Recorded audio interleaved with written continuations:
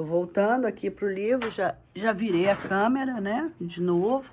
Deixa eu posicionar meu celular aqui para que a gente possa pegar o livro e ver direitinho as páginas e tudo mais. Desculpe a tremedeira e tal, mas é assim mesmo. Então, vamos lá na página 199, medida de tempo e temperatura, tá? Então, hora, minuto e segundo. Observe esta situação. Júlio é professor de educação física e trabalha em 3 escolas. Para não se atrasar, ele está sempre de olho no relógio. A maioria das pessoas que trabalham vive escravo do relógio, né? Vive marcando o tempo para não chegar atrasado, para não fazer furar os horários, para não prejudicar as outras pessoas que dependem do nosso trabalho, né? Às 8 da manhã, ele dá aula na escola A. 1h30 da tarde tem aula na escola B.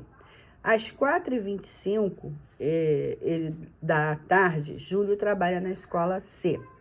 Vamos relembrar.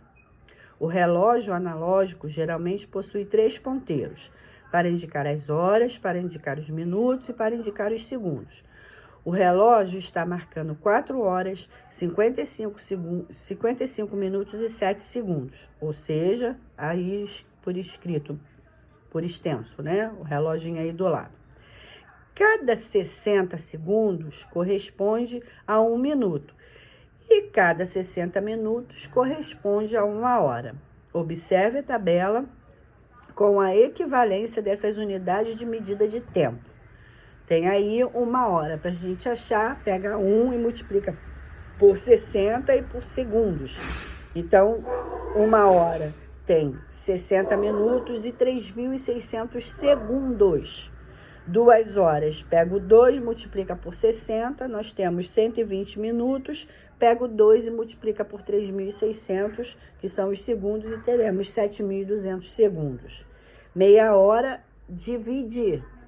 Então, pega 60, divide por 2, temos 30. Pega 3.600 segundos e multiplica por 2, temos 1.800 segundos. Ok? Acho que não ficou nenhuma dúvida, né? Então, pode fazer as atividades da página 200 e façam as atividades da página 201, né? E aí, eu vou explicar agora temperatura, tá? Para que vocês possam fazer até a página 202 inteira. Temperatura máxima e temperatura mínima. Leia os diálogos. Nossa, que frio hoje. Sim, a temperatura máxima hoje será de 10 graus Celsius e o mínimo é de 6. Não aguento mais esse calor. Precisamos algo para nos refrescar, porque hoje a temperatura máxima vai de 38 graus Celsius e a mínima de 32. Em programas de TV ou rádio é comum ouvir essas expressões, né? Temperatura mínima e temperatura máxima. Muitas vezes também é possível as pessoas usarem essas expressões do cotidiano, né? O que você acha que significam temperatura máxima e temperatura mínima? Bom, a máxima é a maior e a mínima é a menor, o nome já diz, né? Você saberia dizer qual a previsão da temperatura para o dia de hoje? Sinceramente, eu não sei.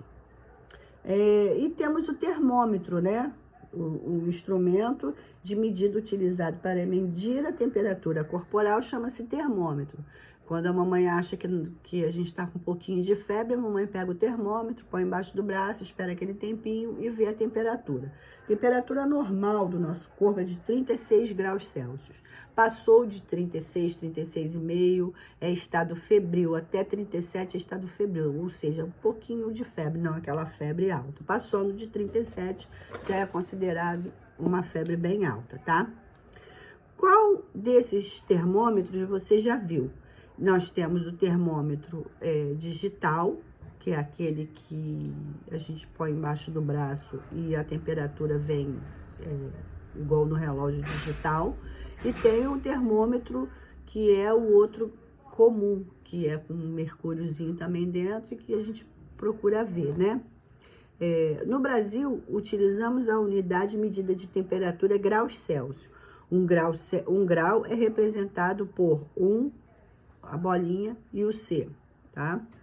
Nessa unidade de medida temos temperatura de congelamento da água a 0 graus Celsius e temperatura de ebulição da água de 100 graus Celsius.